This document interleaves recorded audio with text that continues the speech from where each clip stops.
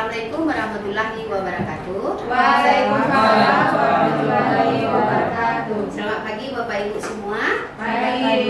Bagaimana kabarnya pagi ini? Baik. Oke, sehat ya. Itu terlihat dari wajah-wajahnya yang penuh semangat ya. Baiklah Bapak Ibu semua, saya ucapkan terima kasih telah bersedia berkumpul di ruangan ini dalam rangka berbagi dan berkolaborasi dan juga berdiskusi tentang bagaimana penulisan best practice atau praktek baik menggunakan metode STAR.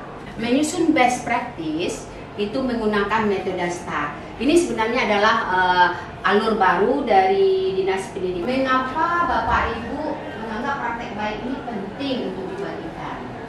Nah, apa yang menjadi peran dan tanggung jawab Bapak dalam praktek ini? Nanti kita lihat contohnya Bapak Ibu. Jadi ini ke situasi dulu ini untuk topik yang bisa kita tulis dalam naskah praktek baik kita. Oke, kemudian di dalam tantangan ini nanti Bapak Ibu kita harus memuat siapa saja yang Bapak Ibu libatkan. Sampai di sini sejauh ini ada yang mau bertanya dulu sebelum kita lanjutkan? Ya silakan Bu Rini. Oke, jadi begini, best practice ini kan praktik baik. Kita mengajar itu kan tulus nih ke kelas. Nah kira-kira bagaimana kita menentukan praktik baik yang seperti apa yang mau kita angkat? Karena kita tulus mengajar, kadang-kadang kita nggak tahu, kita ini yang kita ajarkan ini praktik baik apa enggak ya? Karena kita kan mengajar tulus, mengalir. Nah, bagaimana cara menentukannya? Oke, ya pertanyaan yang luar biasa ya dari Bu Rini, itu bagus sekali. Bagaimana kita menentukan? Memang kita mengajar itu harus dengan tulus ya, Bu Rini, dengan cinta ya, dengan hati ya. Nah, menentukan praktek ini praktek baik atau tidak.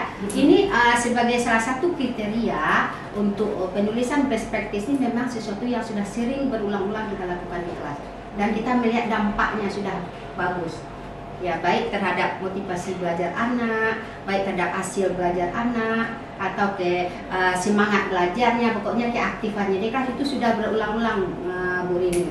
Jadi ada suatu metode yang Bu Rini lakukan, memang harus ada sesuatu yang Bu Rini lakukan yang berbeda dari mengajar biasa, dan itu sudah berulang-ulang. Kalau ketentuannya itu sudah minimal 2 tahun kita lakukan seharusnya. Nah, ini bagus loh, ternyata begini loh dampaknya. Nah, ini siapa ini praktek baik saya, walaupun orang belum pernah melakukannya. Tapi walaupun itu sederhana, sesederhana apapun menurut kita, tapi itu bagus, sudah berhasil. Jadi praktek baik itu sesuatu yang sudah berhasil kita lakukan, melakukan suatu perubahan terhadap pembelajaran di kelas.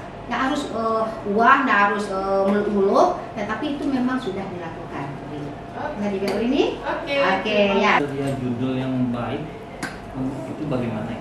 Oh ya, memang betul sekali Pak Andi. Terima kasih telah bertanya. Memang betul Bapak Ibu, kita mulai dari judul.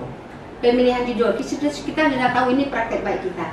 Bagaimana merancang atau menulis judul yang menarik. Nah, salah satu kriteria judulnya itu menarik Bapak Ibu. Membuat orang kepo. Dari judul itu saja, apa ya? Ini apa nih? Kayak kolak ubi itu kan? Nah, jadi apa ya kolak ubi? Dia orang udah lihat judulnya, orang udah mulai tertarik. Nah, jadi satu, tertarik, menarik, membuat pembaca kita ingin tahu lebih dalam tentang apa yang kita tulis. Yang kedua, singkat padat Pak Andri dan Ibu.